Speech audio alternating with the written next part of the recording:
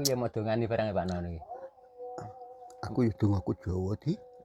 Panek mun nyeruput mak alon-alon panek kaya mau dongani ngene. Ya urip lek dinikmati ya ngene iki ngombe wedang. Padha karo ngombe wedang kuwi berarti ya. Iya. Alon-alon nyeruput nih, teh panek Iki nikmat ya. ngombe wedang wis, rokok-rokoke strip kuning tapi duduk Samsu tapi tajimas. Tapi kan yo mirip pisan iki. Padha kuninge ngono niki blerete. Ya saiki awake dhewe omong obrok ya setengah cerita. Piye Pak Non? Critakne babagan napa iki? Sing enak nah. Wis ora usah nyritakne sapa-sapa nyritakne wayang ae. Dunia pewayangan enek negara jenenge negara Alengkadiraja. Ya, kuwi Negara Anoman kuwi ya. Kuwi ratune jenenge Rahwana Raja utawa Dasamuka. Karan Dasamuka mergo dhek iki iso ngetokne ajine raine iso dadi 10. Nggih. Lah kuwi sipate. Dase sing 10 kuwi to Pak No. Lah kuwi sipate angkara murka. Lek duwe ide gak kena dienggoki. Gak nek dibantah le. Pamane dulur apa rakyat ora iso ngenggoki. Karepe dhek ngene ya kudu ngene. Heeh. Tapi dina kuwi seneng karo bojone Rama jenenge Dewi Sinta.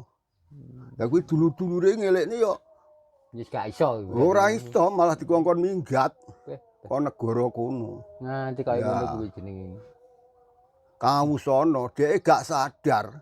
Dulur sing dikongkon minggat kuwi sing jenenge Gunawan Wibisana kuwi sing nyekel pakeme Alengkadiraja. Dadine pengapesane wong sak negara dhek iki roh. Lah Gunawan Wibisana kuwi. Minggat terus Wita nganggone Rama Wijaya. Kok Rama Wijaya iki sapa pamane apa gene sapa? Rama Wijaya seje crita neh kuwi seje aliran. Kuwi cara Ratu Putih karo Ratu Ireng ngono kuwi. Cara minggat nang negara liya ngono ta kuwi cara. Gunawan ngenger yangane Rama Wijaya ya kuwi dadi dalane ancure Alengkadiraja. Wong lek Rama ku lek ora didudui Gunawan pengapesane Dasamuka ora iso mateni Dasamuka. Berarti didoyo berarti ya kuwi ya. Los gayane. Mulane penggane ya seneng anu kuwi arogan. Arogan seneng bojone wong biasa. Duwe bojo disir gak oleh sing lanang pateni. Iya. Nganti kaya ngono kuwi Pak. Lah nganti kaya ngono kuwi mulakno mimpin negara ya ngono. Yo maneh kok rakyate dulure dhewe gak saide karo dheke ya kon minggat gak ngono ya pateni. Kuwi berarti duwe sifat angkara murka kuwi mang ngono kuwi ya. Ya angkara murka mulakno mulai metu jendule ya mesti yo bandaku ya donyaku ngono kuwi Dasamuka iki. Lah duwe karep wis mbuh bener mbuh ora ya panggah kudu terlaksana. Bah wong kuwi setuju bah ora bah ngrugekne wong bah ora sing penting karepe panggah iso kelakon. Beda karo Rama ki kebalikane. Rama ki duwe ide lek rakyate gak setuju ya panggah sing digawe idene rakyate. Tur wonge ya bermasyarakat wong iya. cara ngono ya. Ora gampang midanakne rakyate. Salah titik pidana. Ya isine mek sugih pangapura.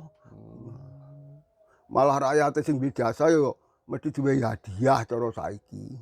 Sing ngabdi karo dhek tenanan ngono kuwi. Udune kaya awake dhewe iki ya lek iso ya duwe pemimpin kaya Rama Wijaya kuwi aja kaya Dasamuka. Berarti kan sifat-sifate kuwi ya Pak No sing digoleki ya. Ya glegere satriya nanging ya sifate buta. Ya kuwi enggak tak senengi angkara murka kuwi lho Pak. Iya. Jane wonge ya gagah ya kuwi ya. Ya gagah tapi raine muabang kaya buta ngono. Wong ya buta. Dipacak ana satriya ya panggah buta. Digawe nyakap salon ya panggah ngono kuwi ya, gak iso rubah ya panggah. Ya iya to. Ya apa wis ket nganu ket gawane bayi apa piye ngono. Kira-kira ya ngono. Lah wingi kok dipoleso ya udan ukur-ukur tau kepanasan ya wis malih. Balik dadi buta neh.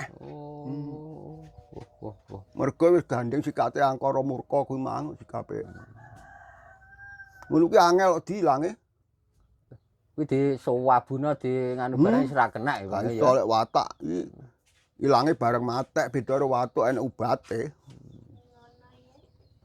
Ya iyalah kene kok.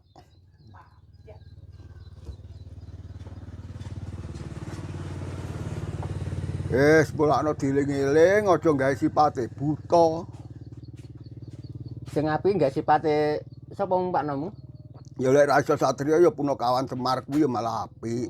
Tapi luwih tuwek neh kuwi. Lek kaya awak dhewe ya Petruk utawa Bagong utawa Gareng. Aja nyandak Semar. Ketuaan cara Semar. Ya ketuweken sejine awake dhewe gak nutut to. Semar kuwi dewa. Ketoke nganu tapi ya dewa ya Semar ya.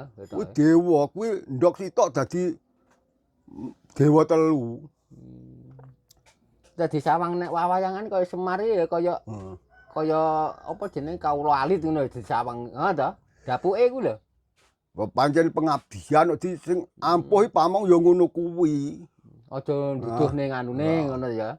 Dhek ora pengen mangan wareg nek gung rakyate wis iso mangan wareg. Dhek ora pengen nyandang utuh lek gung rakyate iso nyandang utuh kuwi pamong Semar Badranaya. Itu karo Togog ae sini ngacut tok ae. Wah, Togog. Ya Togog iki tunggale karo Semar. Jane ya tunggale tapi kok sifate ora iso padha piye Pak Nono iki? Kok asal usule ceritane kan Togog iki kan kulite ndok.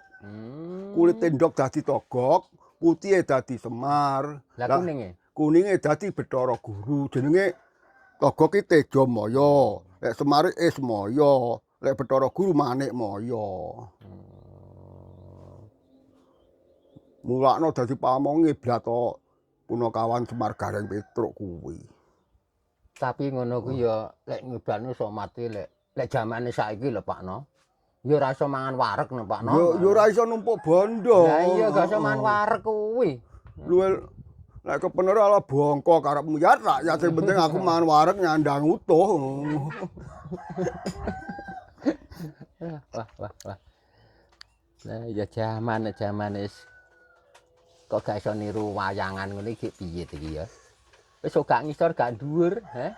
Kadang ngono kuwi ya ngerti tok-tok gak ngerti tok-tok gak eruh.